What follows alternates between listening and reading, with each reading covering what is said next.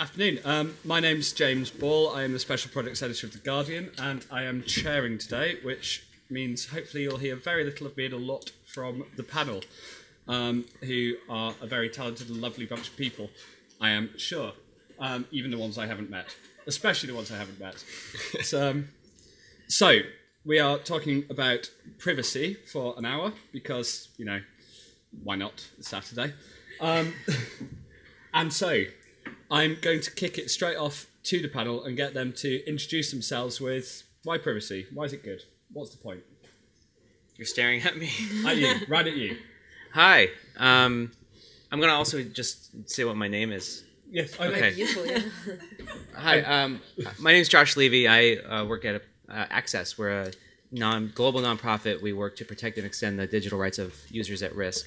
And why privacy? Privacy is core to our mission. We work with internet users who are activists in far-flung places and places like the UK who are in dire need of protections when it comes to their online communications.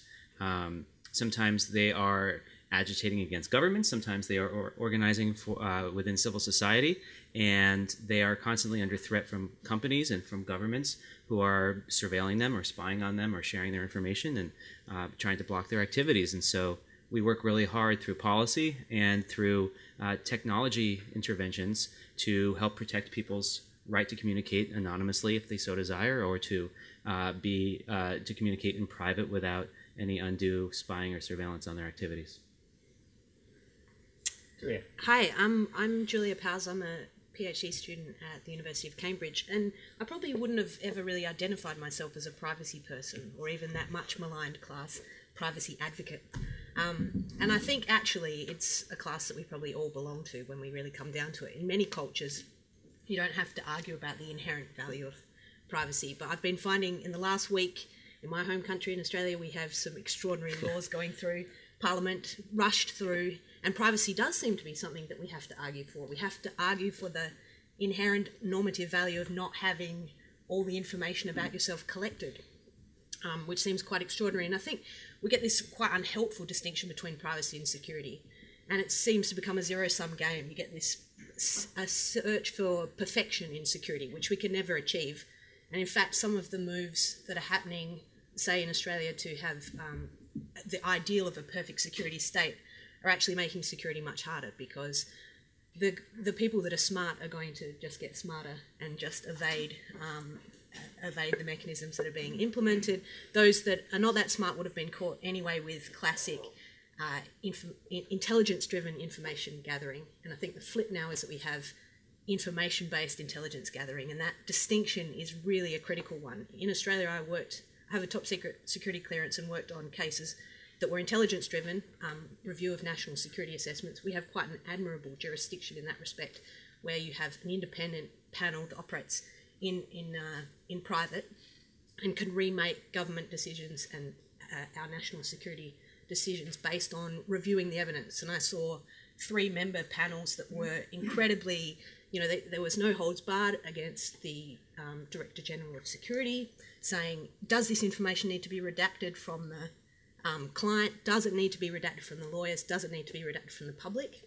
And I've since discovered that's a tiny slither of intelligence operations and how operatives work. And I think that those kind of mechanisms are the things that would give us a lot of confidence.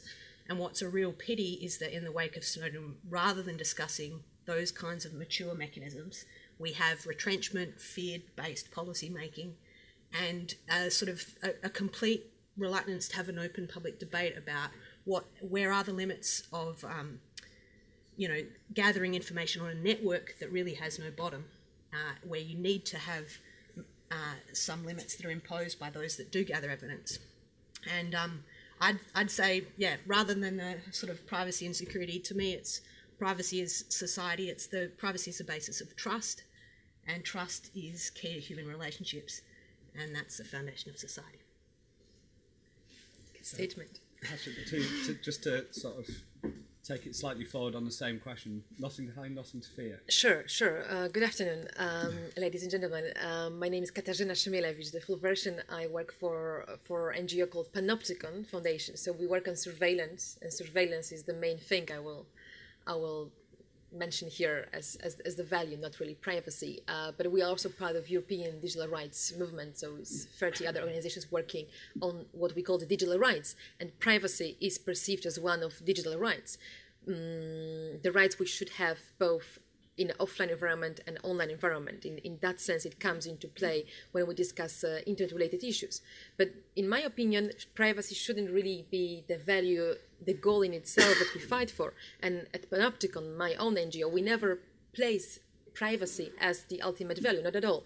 We discuss the problem of surveillance, so the problem of how information that we generate is being taken by somebody, be that corporate entities or state entities, and is in use or abused against us to control us. And that's where privacy comes into play as a defense mechanism. So it's not something we want to achieve just to have it. It's something we need to defend against people, entities, institutions that try to control our lives with information. It sounds obvious, but I think it's always worth repeating. We live in information society, so information is the way. I mean, information is power, is the ultimate power in a commercial sense. So it's the new gold, but it's also the political power. It's also the power we can use horizontally. If I know something about you, you know something about me, we can play the power games. We do it every day. So the way we control the information flows, it's at the core of privacy. In that sense, we lawyers understand privacy not as hiding things, and now I'm getting back to your question, but as the way to control things. I think that's the biggest misunderstanding about privacy ever. Nothing to hide.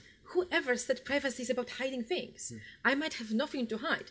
I might have 100 different faces I want to use, 100 different identities where I share a lot, but they are different. So I have different identity here now today with you. I will have different one on Twitter, different one on Facebook, when maybe I keep my friends, and maybe on Twitter I keep my professional life, or the other way around.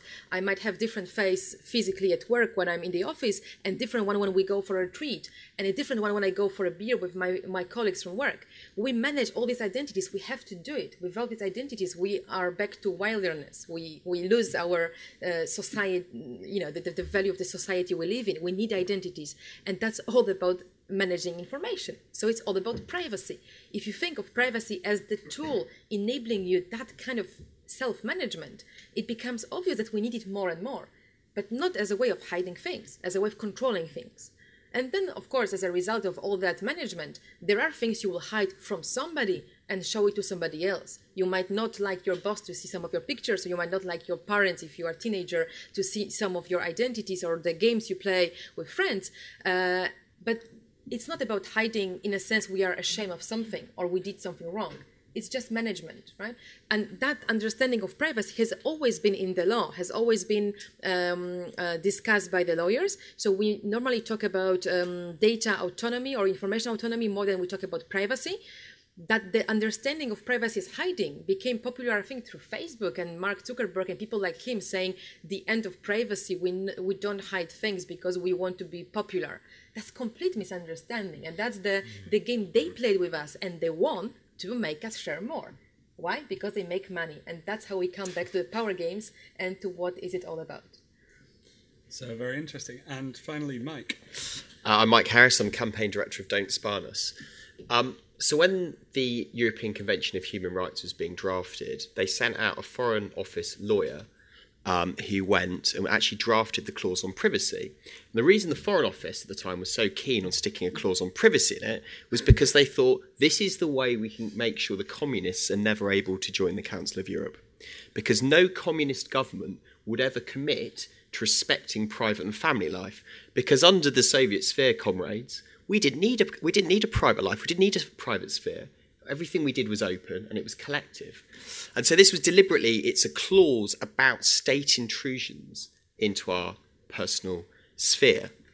And I work on a campaign that is pushing back against state intrusions into our private life. And if you go and see Sir David Omand, former director for G6Q, or you go and sit and talk to Lord Carlisle, who's the former independent scrutineer of terrorism legislation, they say, well, yeah, we do collect a lot of data, and obviously we can't comment on the Guardian revelations, the Snowden revelations, but how many of you have got Tesco club cards, and how many of you stick your data on Facebook, and how many of you using Google or Twitter? We need to talk about companies as much as we need to talk about the state. And part of what they're saying is true, and part of what they're saying is sort of a false flag operation, because we need to talk about corporations. We need to talk about corporations in relation to our privacy. But corporations aren't attacking villages in Pakistan with drones. And corporations don't have the right yet to arrest me and put me in prison. And corporations don't have a camp like Guantanamo Bay where they're force feeding and torturing people. Corporations haven't been directly involved in rendition, but states have, including our own state. And so from the Don't Spy Us, from my personal perspective, I should probably say, that I think the first issue we've got to tackle when we talk about privacy is what the UK government is doing to our privacy. And as we saw from the Snowden revelations, G6Q is tapping undersea cables off the coast of Cornwall, and it's storing all of that data, all that metadata, for up to a year. And it's storing the content of our emails and our messages for up to 30 days. This is one of the most intrusive invasions of our privacy possible. You think of all the photos you put online, you think of the private emails you have, you think about the correspondence you have. And the worst issue is that there's no exclusions. So if you're a lawyer and you're taking on a human rights case and you're suing the British government, right, and so you're off to Strasbourg suing the government, they can't be sure that your personal correspondent with your client is not part of that data set. If you are Amnesty International and you're working on serious human rights violations across the world, you cannot be sure that your private correspondence with dissidents in very difficult places, be it China, be it Russia, are not also held in these data stores. And so from the campaign's perspective, what we're trying to do is get a better balance and place this, get Parliament to decide the correct balance, get a piece of legislation through Parliament that says what the security and what the intelligence agencies can do and in what circumstances, and what they shouldn't do in what circumstances. But at the moment, the political debate is really, really narrow. It's really tight. They don't want to talk about it. They don't want to reveal these operations. And it becomes a bit of a matter of, it's actually getting to the point where there is an element where you say, where is the potential for democratic scrutiny if they will not even recognise that they have these programmes which potentially curtail our human rights? So that's where we are. And, let's hope we have the debate. So this talk is very optimistically titled The End of Privacy, and we have a very lovely audience who have decided to come and spend their Saturday hearing about that. So I'm just curious. So if you don't mind doing a quick show of hands, who here uses Twitter? Facebook? Less. Google? All of these are free products based on using your personal data, marketing it, packaging it, reselling it. Merchandising. This is an engaged, interested audience on the topic. Almost overwhelmingly, did anyone use none of the three? Well done. so is it not already game over? No. Why not? Because it's not black or white. I mean, in fact, corporations, these three in particular, want to believe us that it's black or white. I mean, either you join the game and you choose their services, or you care about your privacy. Not really. I mean, we can still demand certain rules from these guys. And I agree a lot with what Mike said about the government's part, and that's where the hardcore violations come into play. But really, the corporate world enables it a lot. Yes, and all the surveillance we see exposed through Snowden wouldn't really be possible if it hadn't been for the corporate players, because they made it so cheap and so quick and so nice. Before that, governments would have to invest a lot of our taxpayers' money into what they have for free now from Facebook and Google. So if we see things like that, we have strong arguments to demand more accountability from these guys too. My point is, it's not just about going to Facebook and saying, please don't change your privacy settings every week because I don't like it. You can say, please don't force me to reveal my identity, the real name policy, because it exposes activists in Syria. Yes. Please don't do what you do with the government because it causes people to end up in Guantanamo Bay or being stopped at the borders. We have strong arguments as citizens also to demand accountability from these guys. And we have the laws. Right now in the European Union, maybe many of you know, we are working on the new law on data protection that is going to regulate these guys, finally. And there is no way out for them. There's only the matter of what rules we implement. But right now, Facebook's in a fight over names for drag artists or for trans people. The real name policy, it's very easy to point to people who it affects, but as yet, they're not changing it. No, they changed it. Oh, did they back up They on did, that? yes. It's no longer there. The policy. So that's the example of things we can really fight for. It won't be the nice words tomorrow. I mean, we won't reclaim the privacy the way I presented it, the full control from Google and Facebook. The way to really get back your control is to go to different services. But to develop different services, we have to move there en masse. I mean, there have to be many more people using the alternatives. And I believe it's coming. But even with the big guys, we can negotiate, and we should. So Josh is itching to get in, I can see.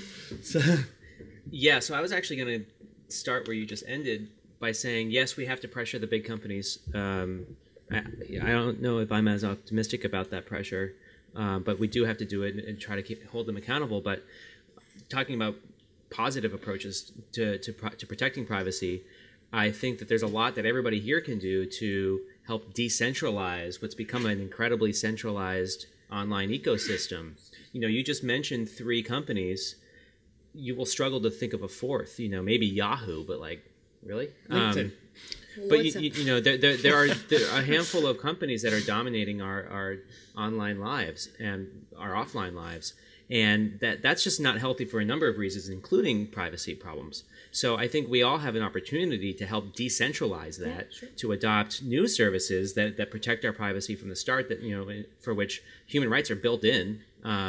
And to, if we're developers or coders or involved in the tech scene in some way, to help create these projects and to contribute to them, so that things like MailPile, for example, which is an open source project that's being developed, that's an alternative to Gmail, where you can host your own data and also use a mail client that's friendly and usable, and offers encryption out of the box. There are things like that they're only going to reach mass appeal if we all adopt them and evangelize about them. So that's a way that we can all in a very tangible way participate in this. So I'd like to throw a sort of slightly more political question to Mike and to Julia, and it's that we've had this sort of year that we will never get again with the Snowden revelations. We've actually seen exactly the scale of what's happening. Cables off the coast of Cornwall and frankly lots of other bits of coasts. No legal privilege, no journalistic privilege. I mean, the sort of the joking example of surveillance was always, would you tolerate a camera in your bedroom if the government only said they would use it for appropriate reasons? They literally had that. They were spying on your Yahoo webcam. I mean, we will never get that kind of political pressure. And since then, Australia this week has just passed an extraordinary surveillance bill, and the UK passed DRIP. In fact, with the cheering support of one of the very few MPs who's ever been a sort of civil libertarian. With his support, yeah. So, I mean, what gives? What's going on? So, people just got. I mean, look, I think there's just so much complacency on this issue, and it's a kind of. It's partly because it's very difficult to see the harm. So until we get more, I mean, what we found out is all of the different programs, the fact that they're able to take over the camera on your laptop screen, specifically that laptop, particularly that one user, they are, and as they're able to take over the microphone on your phone when you're speaking to people. Nosy Smurf is the program name for that. Sorry, just because it's brilliant. That using other bits of legislation, that they hacked a Sun. This is slightly different, but they hacked a Sun journalist's phone. Ironic. And they went round, ironically, and they went round using a very open and wide piece of legislation to reveal a source. A police officer got sacked, who was a whistleblower because of this. They're now basically, the state is now openly contemptuous of our right to privacy. And you sort of think, and partly it's because we haven't had the real visceral, we haven't had the case that makes everyone go, ooh, like when we found out that Baroness Lawrence, after her son Stephen was killed on the streets of South London, that the Metropolitan Police put an informant in her home. We haven't had a case where people go, oh, crike, actually, this is actually what this means. This is actually the problem. But I think that's going to happen. I think the next few years we're going to find out more and more about how this data is being used. And it's going to affect a very small number of people, even though all of our data is being collected. It's probably going to affect... There'll be a couple of cases where the general public will suddenly... It will get through to them. It will people have that visceral reaction. But until that happens, I worry that there's just not enough pressure on politicians. I just feel they don't... Isn't that your fault? It's partly my fault. It's 90% my fault. But there's a film coming out in a big film on Snowden that's we're allowed to talk about now, and that's coming out in late October. And I think that's going to get across the message. It's got really interesting one-to-one interviews with Snowden. I think people are going to... This is an issue that is just not going to go away. And when it comes to general election, there will be a few dedicated people that go out and speak to their MPs about this. But hopefully, the public's starting to cotton on to this. I'm quite optimistic. I just don't think we're there yet in terms of public pressure. And until that happens, they feel that they can just continually push and push. Julia? Well, I think it is going to take some time because we've got the path dependency of decisions that were made both at a technical level and a regulatory level 15, 20 years ago.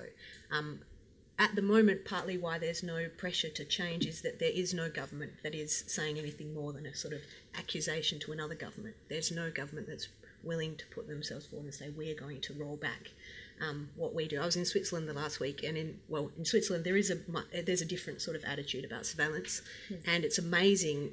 People, I think this is the sort of trickle-on effect. We will get to a position like there where none of my friends are on Facebook. Already a Swiss person's Facebook profile is a very boring version because they ask each other before they upload a photograph. They ask each other before they mention somebody's opinion. It's a completely different attitude, and this is underneath data protection law in Europe, very different social norms. But I think that until there's a strong government that will actually take measures at home and will then move that into the international, or this exceptional international framework around internet governance, which is effectively a mode of inaction. It's an amazing political game at keeping everything exactly as it is, with a lot of individuals put into positions of personal esteem and then continuing to perpetuate what we currently have. So I think that there's dependency on the services, and when we were saying about we can have some pushback against Facebook and Twitter and Google, I think I'm part of a sort of idealistic line probably of people who would think that why don't we have realistic public alternatives to things like search, to things like cloud, and that they would help to then put the pressure to have data interoperability and sovereignty between platforms, but there is absolutely no appetite for that. And I think that's partly that the internet ecosystem has inherited the sort of US psyche, which doesn't trust governments and does trust corporations, as opposed to one that trusts governments and has less trust for corporations, but isn't the same entrepreneurial culture, which is what we have here. Or just has a healthy mistrust of both. Yeah. A heartening thought for everyone. I tweeted the "What Web Do You Want" board from downstairs as I arrived here, and the first reply was a really sort of profound thing that I thought I should share. It was criminal and perv free. We're doing well on these issues. I have lots of other things I could ask, but why not actually sort of find out what you guys want to know? Anyone got some questions? Anyone got some thoughts? Comments, yeah. Thoughts, comments, inputs? No? Nope? Ooh. Ooh. What organisation or entity would you say is the biggest single threat to privacy? So, Go on then, let's get everyone's... The United States government. Google. No one pitching for China? I'd go China and then I'd go Russia, but Really, no one going for China? I'd go for China, but I think the point is that, you know, I'm not a citizen of China. I mean, China is a horrendous totalitarian state. I want my government, the UK government, to set a very good example for the rest of the world. I don't want us playing a game where we're saying, well, do you know what, we're not quite as bad as China. We're not quite. I think we should be global leaders on this rather than sort of, you know, somewhere grey in the middle. Does it risk being a little bit Anglo-centric to say that Google or the US government are the worst players on this? I think it's just a matter of how would you find the biggest. I mean, if you go for numbers, then of course Russia or China come into play, maybe even more, not more than Google though. I mean, Google really is the biggest also in terms of numbers because these big corporations, they own more people, more souls than any other government.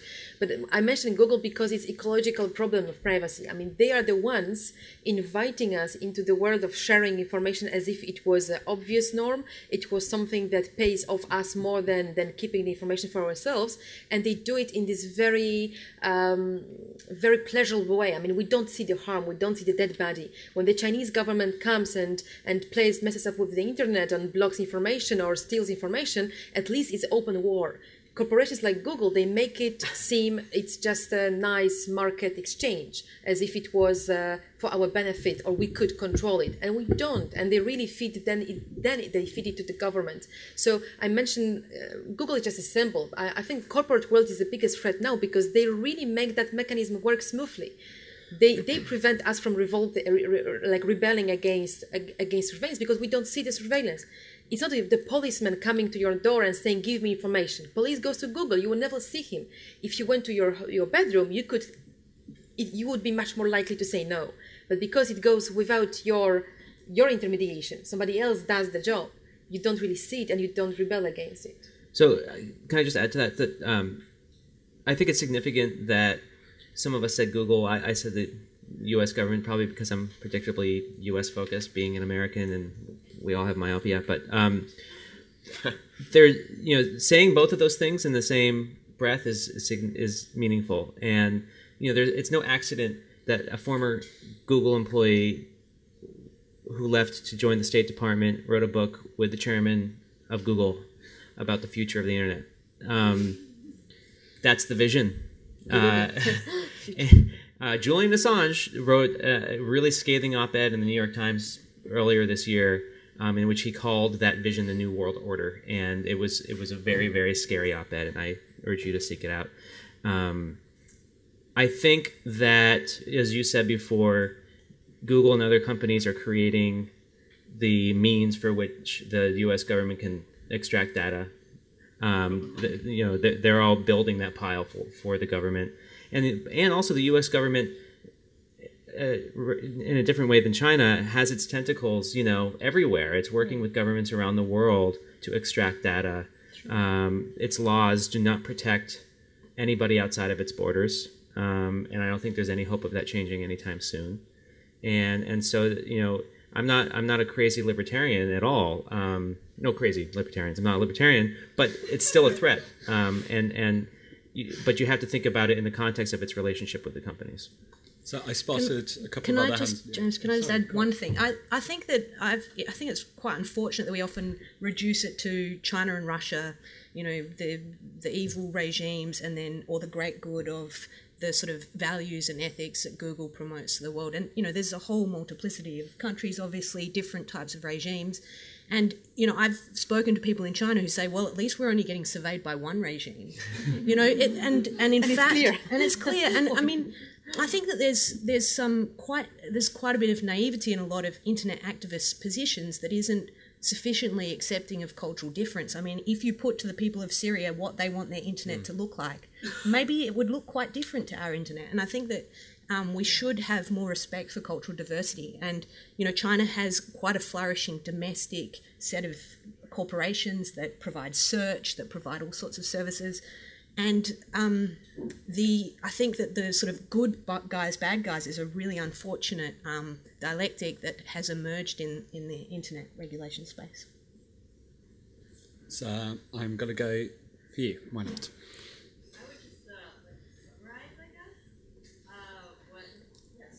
what I sort of think of what we're hearing is that the real problem is free market capitalism and its iterations in Google and in the American state, and the fact that taking privacy away is profitable, and the fact that our world is built around profit being good.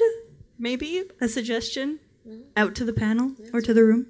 So is it possibly that, it's now rather than paying for things, we pay with our data?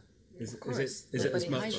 Is it intrinsic to capitalism, or is it that we like free stuff, or apparently free stuff? I think it's a little reductive to blame free market capitalism. I mean, it was really capitalism's done a lot of really great things, everybody. But free market capitalism exists in all kinds of forms, and I would actually argue that there's not really a free market in the U.S. either. So it's very tilted towards dominant players. Regulated capitalism is even worse. Exactly. In the telecom market, especially, it's a complete monopoly, and that wreaks havoc on people's rights in all kinds of ways. But it's a quasi monopoly when it comes to internet services as well, as we were discussing before. And so, is that the free market? I don't know. It's complicated forces that led to that. But we are in a position that you described in which our data is the currency, and we don't have very many opportunities to pay for these services. I would hope that some of us would pay if we had that opportunity in order to support those services. That's also the free market, right? So Mike is so keen to interject, he actually hit me on the elbow. I actually nudged you. Look, free market capitalism and democracy are the way out of this solution. I mean, the point about China is Chinese people don't have the choice to change their government. There is one government, and you have that government, and you're born with that government, and it doesn't move, it doesn't shift, and there's sort of members of the Politburo far, far away that kind of... Feels a little like that with the UK political it does, class yeah, sometimes. Well, it does occasionally. There are different faces on sort of raw meat. But at least with democracy, I think the problem we've got with democracy is there's a lot of people in the UK, and sorry to be very UK focused, but it's the political scene I know, who are very worried about international terrorism, and which is a real phenomenon, it's not fictional, and are very worried about security. And lots of constituents, if a bomb went off in the streets of London, you'd see people and they would react in after 9/11 we saw the same sort of visceral reaction, people saying, what can you do to protect me and my family? So what politicians see in their head is a big constituents of people on this side of the walkway that say, make sure I'm safe, make sure my family's safe, and what they don't see is, and I'm not saying these are somehow a balance, because I don't think it's a balance. I think you can't have security without liberty. But I think what they see is they're not getting a lot of people coming to them and saying, actually, I'm not comfortable about my data being used by G6Q in this way. Actually, I think you need to do something about these major corporations. So I think civil society needs to be much bolder and much stronger, and also we need to rebuild into a British narrative. There's a very strong British narrative around this. At the end of World War II, Winston Churchill said, right, the existential threat is less. ID cards are going. We don't need ID cards. They're un-British. We're not having them. At the height of World War II, when we are facing a totalitarian, a totalitarian state, and the country was nearly defeated, the censorship on the press. There's a big debate in Parliament about I think it was the Mirror published something saying there are workers rebelling in the shipyards, blah, blah, blah. And again, people said, well, actually, we're not going to censor the press. We'll have slight DA notices, as was served on The Guardian when they published the Snowden leaks. But they actually served it to everyone except The Guardian. It was completely bizarre. But but I think we've really got to start talking about common values, commonality, that mass GCHQ, mass population surveillance is an un-British, an un-European thing to do. And if we go in at that route, we can take the public with us. If we talk about, I think there's lots of other narratives we could choose. I don't think they're going to be helpful. So let's I think we've got to build a common consensus around this and take the public with us. But I Sounds do like you should have a think bowler hat. Maybe. I mean, it's a huge discussion. I wish we had the whole panel just to discuss the relationship between surveillance and the political, economic regime we live in. Definitely there is a strong correlation that goes without saying. And so my point is that the shape or the goals served by the surveillance are intrinsically related to the political, economic goals that we have in the society, right? So there would be different surveillance if we didn't have capitalism. I don't know if there would be less or more. Maybe with the regime that we lived through in Poland before we had capitalism, there was even more, or there was different kind. So I wouldn't be optimistic that just by sorting the capitalism we will free ourselves of surveillance. It won't be that easy, I'm afraid. But definitely we have to understand that the dynamics behind surveillance, both corporate and state, are intrinsically related to profit making. Of course, the whole military-industrial complex, surveillance, you have a lot of video surveillance in London. We have a lot in Poland. It's growing industry. Why is it there? Not for security. I mean, we've been to all kinds of research proving that myth that video surveillance increases security is wrong. And still people buy it. Why they buy it? Because it makes profit for companies, and it's easy for politicians to say, we've done something for security, vote for me. It's so easy to say, we have technology there. Is it internet filtering technology? Is it video surveillance? Is it whatever technology we put in place? That's the nice proof for politicians they did something, and the nice way of making profit for companies. It changes nothing in terms of security, but a lot in terms of profit and politics. So in that way, we would have to dismantle one to deal with another. I agree, but I'm not optimistic about removing capitalism with surveillance whatsoever. So go on. I already spoke in this part of the conversation, so 30 seconds. We're talking a lot about, I think, different cultural attitudes towards privacy, and then we're talking about different economic models. It's important to remember that in Germany, there's some of the most profound support for pro-privacy legislation, and the biggest privacy protests, I think, in the world have occurred in Germany over the years. That's no accident. I think people, especially in East Germany, got to know what it's like to live without privacy and under intense surveillance. And that was by far not a capitalistic society. So again, as some of us refer to, I just want to highlight that in totalitarian regimes is when you have some of the worst surveillance taking place. So, Elise? It sounds like a lot of what we're talking about is actually our own behaviour. And so I wonder, how much should we be lobbying governments and all the rest of it versus how much should we be coming up with tools and models for how we actually use these things that people can kind of pass along themselves to protect us from the kind of surveillance that you're talking about? Julie? Well, it's interesting that last week, I think it was the FBI was saying that the fact that Apple and Google want to have encryption is, illegal. The sorts of mechanisms that are effectively, to my mind, like drawing your curtains, very undemocratic and not what we'd like. I mean, I do think it starts with behavioural things. So this example of like when I'm in certain places, Switzerland, Germany, you have a different attitude about what you would share. I think it's very unfortunate as we move to having our lives ever more digital. I don't think you can put the responsibility always on individuals. We shouldn't have to think, I shouldn't express this because it will be surveyed or collected. I think that we need to be able to have as much freedom as possible. So I think it's both ways. But there, the support, as Josh said, support for tools and platforms that offer the kinds of freedoms that we would like to have, I think will then pressure the bigger providers. It's almost impossible though to be countering some of the network effects that we have that support the major platforms. So I don't know how optimistic I am about it getting us away from them. And I think that showing viable alternatives and just showing a real appetite from people about what they want. I do think there's been a real change. A lot of people, myself included, I wouldn't have thought twice about using Gmail 3 years ago in a way that I do now. So I can tell you, if you're writing an article on The Guardian, you now log in with a Google account, which feels very strange. So literally to write your article, log in with Google. It's surreal. So the tool is Guardian built, but I find it very strange. Sorry? You should lobby your editor. The chilling effect that you were mentioning is really important. There's a blog in the U.S. called Grok Law that that was this kind of repository of legal analysis, and it shut down after the Snowden revelations because the editor didn't feel like the emails that she was receiving that were supposed to be private, that she could guarantee that privacy anymore. So she actually shut it down. That's the kind of chilling effect. I think that no matter how we change our practices, and I'm the biggest advocate for changing our individual practices, I think it's a hugely important part of this solution. But no matter how much we do that, if we don't change the policies and the behaviors of the companies and of governments, then that chilling effect will always be in place.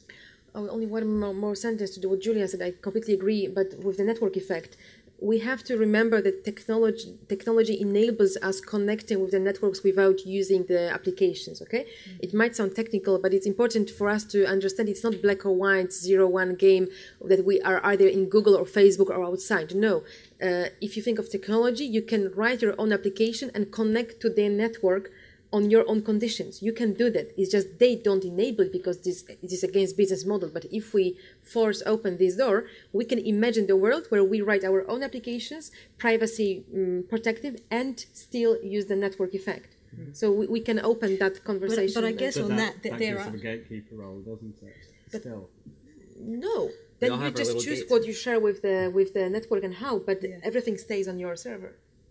Yeah, I mean, I think by network effects, I mean, I don't actually think that the limitation here is the technology. The technology could completely enable private, peer-to-peer, totally secure communications mechanisms. But and they exist. There's at least a dozen platforms that I've looked at that are fully operational, being worked on for years, that could be rolled out. Each with about a dozen people on them? No, but that's the point. No, well, you don't have to be in the network. You can be in the big Facebook network, but with your own app. That's what I mean. You can build layers over their network. Just we have to force them to agree on that terms. That's sort of interoperability. So I know you're itching.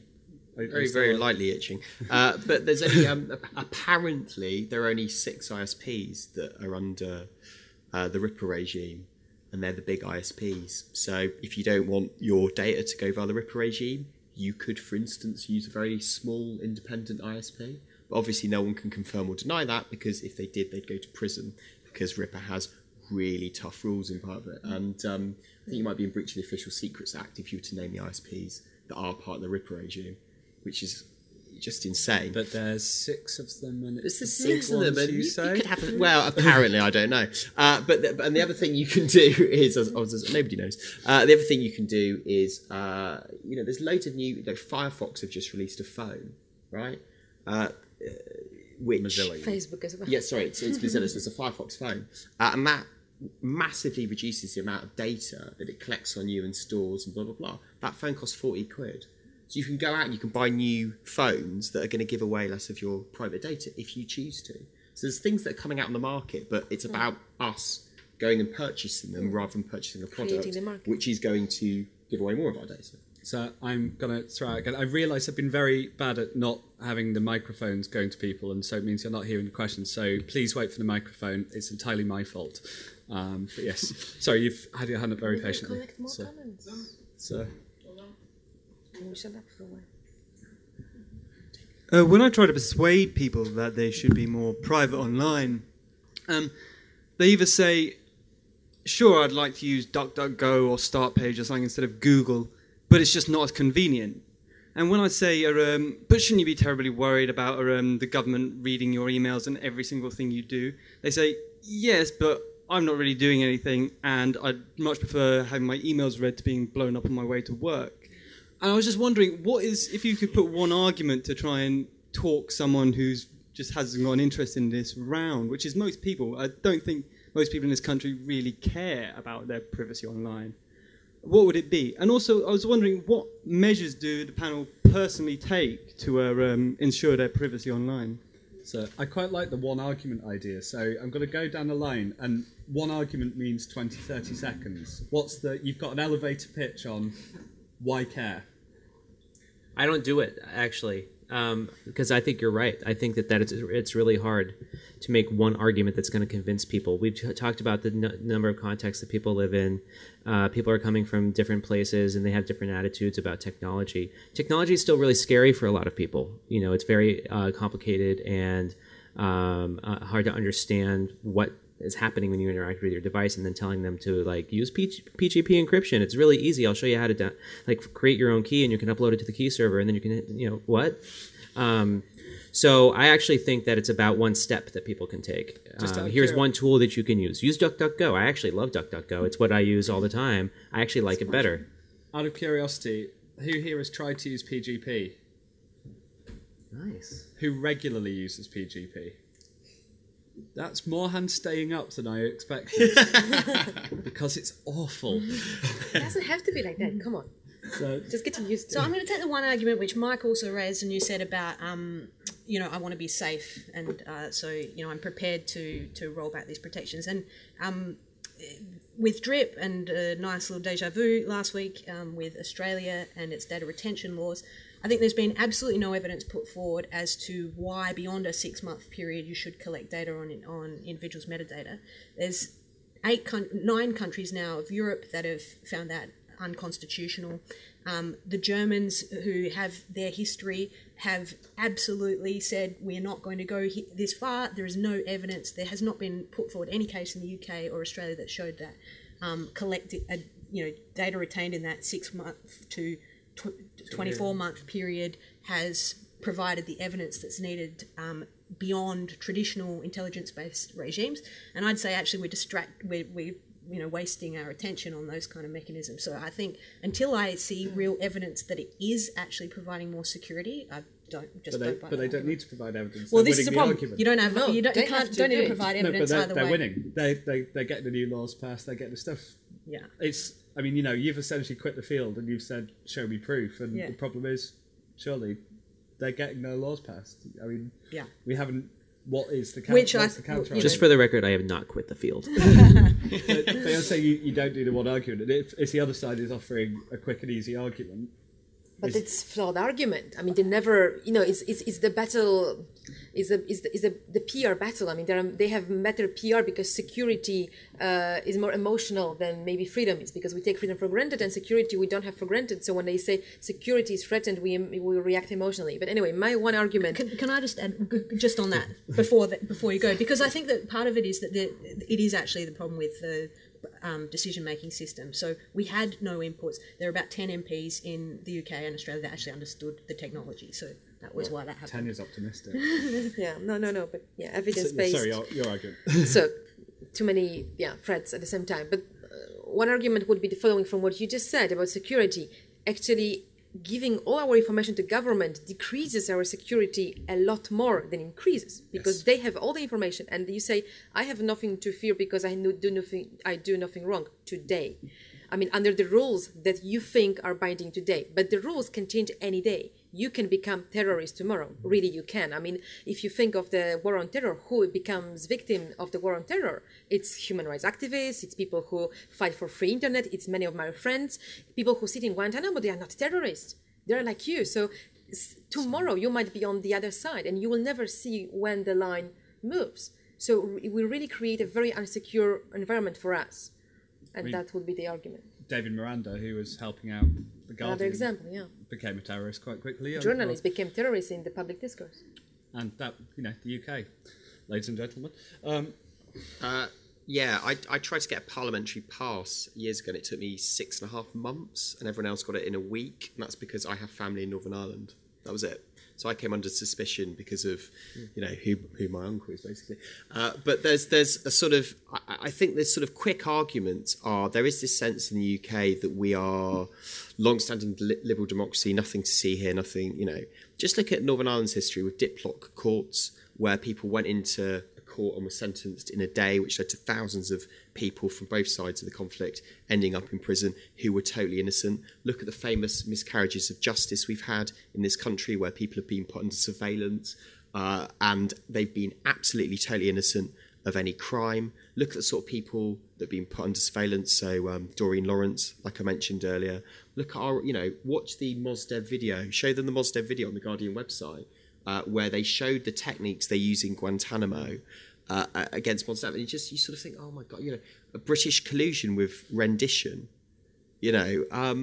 I mean, I don't want to be too focused on I don't want to say that we aren't a very strong functioning democracy, but we get things wrong. And we get things wrong where we allow politicians to say, this is in your best interest, this is for your security, trust us. Without evidence. Do you know, why would we have longer than 3 days in Parliament to discuss the DRIP, the data retention legislation? We put a piece of legislation through Parliament in 3 days. There was one session which was just hilarious where they brought the legislation in, I think it was committee stage. They said, right, you've got half an hour to discuss a huge piece of legislation which had consequences for what our data is used for.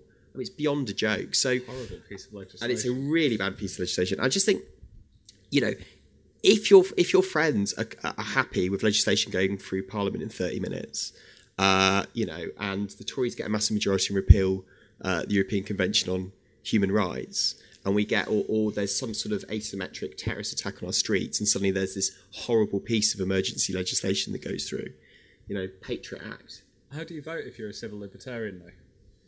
You lived Well, the best answer I've had to this is Tom Watson gave a really good speech at an event, Don't Spy on Us event, a Labour Party conference, and he said, look, regardless of your politics, regardless of what you think, join a political party. If you're a civil libertarian and you're centre-right, join the Conservative Party, get involved in grassroots politics, join the Liberal Democrats, join the Labour Party, become part of the democratic process. Don't step out and say a plague on all your houses, because those are the rules of the game. You know, this is the system we've got. And it's the system we've had for a long time. You know, we fix it from the inside and we don't walk away. So I have no idea what that noise there was. So, on the back row there. Hello. But it seems to me the argument you've lost already, because nobody could come. I mean, the question I was going to ask from that relatively young gentleman in the front, nobody came up with any kind of killer argument to defeat. This is probably the only room in London where a majority of people will say, actually, even though I'm not doing anything wrong, I don't want to be observed. Right? This is perhaps the only room where the majority of people are going to say that. You know. None of you came up with any killer argument. The only killer argument maybe is the future. Can you imagine what it's going to be like when computer power doubles, when we're closer to artificial intelligence? You know, and it's going to, and frankly, with the condition even of the Guardian and the condition of the Fourth Estate, I worry. So, can I ask you, what convinced you to worry about privacy? It convinces me, well, because I think there is so much control and lack of privacy already, and I can see, because I'm an old man, what has happened in the last 50 years. What worries me is what could happen with the growth of technology in the next 50 years. And indeed, our Polish friend on the panel there, you know, can you imagine what would happen if there was a proper totalitarian state? China has political problems. We saw it in Hong Kong a week ago.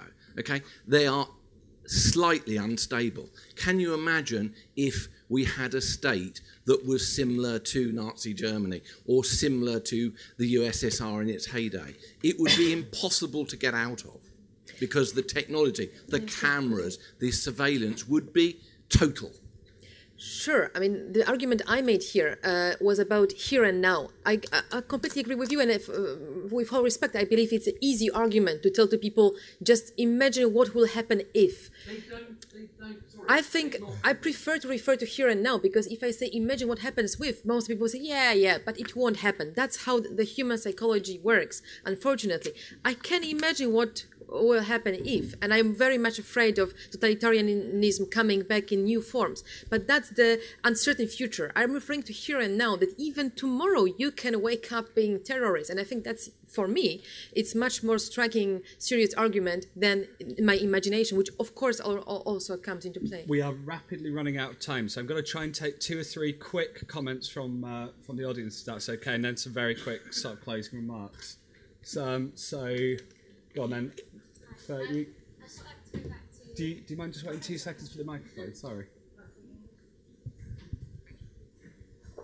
I just wanted to go back to Mike's point about complacency. I think we're probably a room of people who really understand this stuff a lot more than your general person on the street.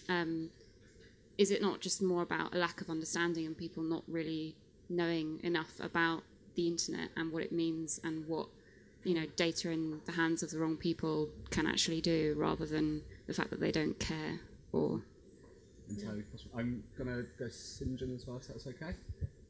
Yeah, I was just going to say, just as a summary of what you're saying, a distillation for me would seem to be that if surveillance equals getting knowledge, and knowledge is about power, and power in a capitalist society is about money, then surely the connection, the loop, is to give people control of their data and their money, which is about $6 billion industry, to then galvanize them, get them involved. And that then includes power as well. And that's the loop, right? So,